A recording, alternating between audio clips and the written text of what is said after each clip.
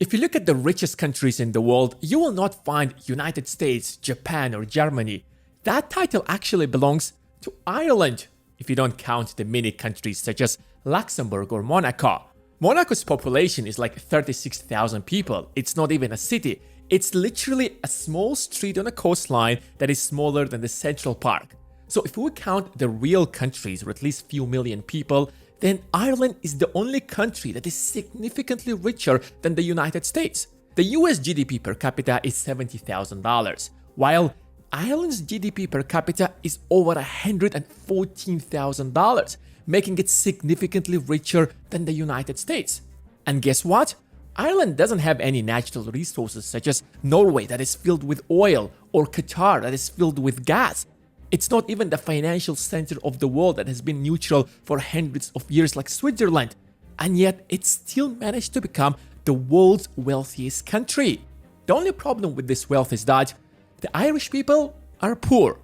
I mean, to be fair, not exactly poor, but they're nowhere close to as rich as the average American or the average Swiss.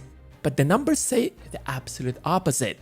And that's because they have tricked the United States and done something that if Americans are going to find that out, they will demand the next president of the United States do not just invade Ireland, but literally wipe it out from the face of the earth. But to understand that, we have to take a look at the history. You see, Ireland for the United Kingdom is like Ukraine for Russia. Without Ireland, United Kingdom can never be the superpower it was once, because if it cannot take care of its backyard, you're not even talking about the superpower stuff. So whenever Ireland was like, we want to be independent, Britain fought a vicious war to destroy any attempts at independence that ended up splitting Ireland into two parts. The northern part that still belongs to the United Kingdom, and the rest of the Ireland, the Republic of Ireland, the independent Ireland. For the better part of the 20th century, Ireland was poor. It didn't have any natural resources, nor it was an economic superpower. It was stagnating together with the rest of the United Kingdom. However, at some point, the Irish leaders realized that, wait a second, we can do better than our colonial empire. If you don't have a large workforce like China, or a high-tech sector like the United States, or a lot of resources like Qatar, there is just one option. The option that have made other small poor countries into one of the wealthiest countries on the planet. Turn your country into a place where rich people want to come. It sounds easy in theory, but it's one of the most difficult things you can ever do. One of the ways to do that is that turn your country into the ultimate destination for pleasure, like the Maldives or Dubai. If rich people know that they can come to your country and enjoy, they will come and spend money. But that's not an option for Ireland because Ireland doesn't have a sun. It's always raining. It has one of the worst weathers out there. So that option automatically disappears for Ireland. Now, the second option is that turn your country into the financial center of the world, like Singapore or Switzerland. Unlike Switzerland that has a long history of being neutral and has one of the most powerful militaries in history, Ireland can be invaded again by the United Kingdom. So Ireland cannot simply compete with Switzerland, which means that that's not an option for Ireland, which is why Ireland chose option number 3. What do you think rich people want? What do you think rich people want more than pleasure? Exactly, more money. If you can convince rich people from across the world that if they come to your country, they will make more money, they will come. It doesn't matter whether you have sun or not. It doesn't matter whether it's raining or not. It doesn't really matter. They will come because they can make a lot of money in your country. Since Ireland is part of the European Union, it has tax treaties with the rest of Europe. But most importantly, it has tax treaties with the United States, the country that has a lot of profitable companies. If Ireland can play its cards right, it can help US companies to come to Ireland and avoid taxes. And the United States is not going to easily break up the tax treaties with Ireland because Ireland is strategically located. If it drifts away from US influence, Russia can pick it up easily and turn it into an important ally right at the gate of Europe. So, here's how Ireland is helping US companies to avoid hundreds of billions of dollars in taxes that's supposed to go to the US Treasury and be spent on US citizens. If you look at the treasury of any country, you will realize that most of the taxes come from the income tax, the tax you pay when you are a lawyer, engineer, doctor, whatever. It's either a flat tax rate like Hungary has, where everyone just pays a flat fixed percentage, or it could be progressive like the United States, where the more money you make, the higher the percentage is going to be. But when it comes to corporate tax, it's a completely different story. It's so complicated that when a good accountant comes in, they can play around with the system and drive the tax percentage to exactly 0%.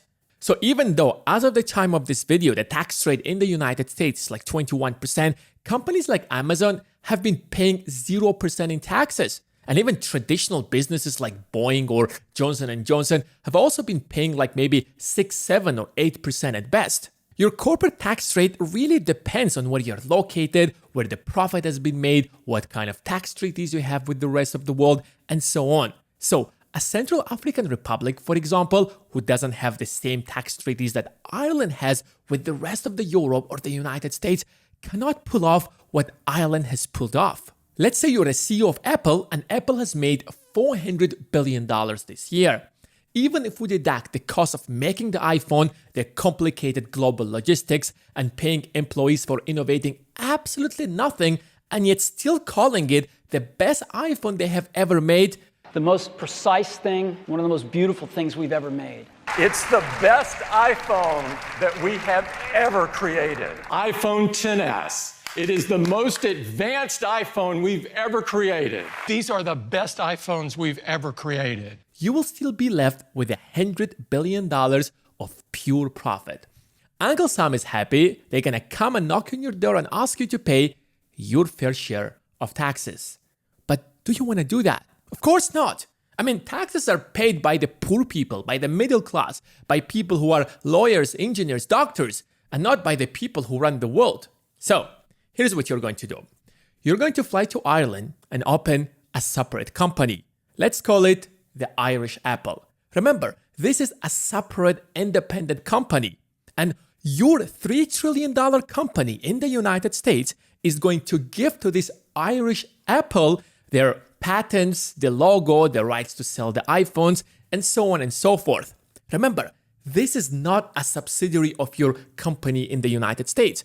It's a separate, independent company that has absolutely nothing to do with the company in the United States. So, when the IRS is going to come and knock on your door, your accountant is going to jump and say, listen, IRS, you know what? We love our country, but we haven't made any money. Do you see this logo on the iPhone? Do you see the rights to sell the iPhone in the United States? We don't own it. This actually belongs to this little company in Ireland. And for using that right, we have to pay this company this year exactly the amount we have made in the United States, $100 billion, which is leaving us with absolutely $0 in profit. So instead of paying 21% in taxes in the United States, you're going to pay 12.5% in Ireland. I know that it's all complicated and it needs a lot of time and money to do this, but imagine how much money these companies have been saving over the last 10, 20, or 30 years. It's literally probably hundreds of billions of dollars. But wait a second, the story doesn't end here. Now, the same accountants are going to jump on their corporate private jets and fly to Ireland. They're going to open the Irish tax code, play around with the Irish tax system, and reduce your tax bill to 2.5 to 4.5%, which is, according to the leaks, that's the real tax rate that these companies have been paying in Ireland. Which is why all of these US companies have nothing to do with Ireland. Instead of having their headquarters in Manhattan, for example, they have it in Dublin. Doesn't matter whether it's Amazon, Meta, Apple, all of them. The tax code and the financial system is purposefully made so complicated that it allows rich people to get richer. But when it comes to the middle class and the rest of the people, it's made so simple that this is the tax rate that you have to pay. And if you don't, you will go to jail. That's exactly why we have launched the Intelligent Investing Academy, to make this knowledge accessible to everyone else. Of course, it's not for everyone because not everyone is meant to climb to the top, Because most people at the end of the day are going to stay mediocre. They will just stay in their jobs and just pay taxes. But for those who want to grow gradually to the top, this program is specifically made for you. The link will be in the description. What do you think Ireland is getting out of this deal? Aren't corporations just ripping off Ireland and using it to reduce their tax bill? Well, to be honest, the answer isn't really straightforward. It doesn't really matter what happens to the money.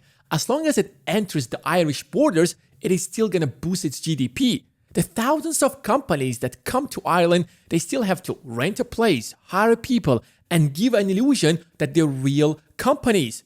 Like it or not, that will still boost the Irish economy.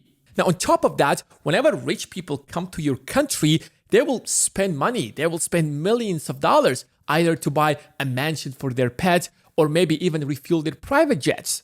The real question is, who is benefiting the most? The Irish people or the corporations? If we take out the investments that these companies brought to Ireland that inflated its GDP, according to many reports, the real Irish GDP is going to be around $30,000, closer to Cyprus, which is half of the United States. So corporations are definitely benefiting the most out of this system. But Ireland doesn't have a choice. It's either going to be this middleman that's going to help US companies and other companies to reduce their taxes, or it will turn into one of the poorest countries in the world. Which is why, even though Ireland is the richest country in the world, the Irish people are not so rich.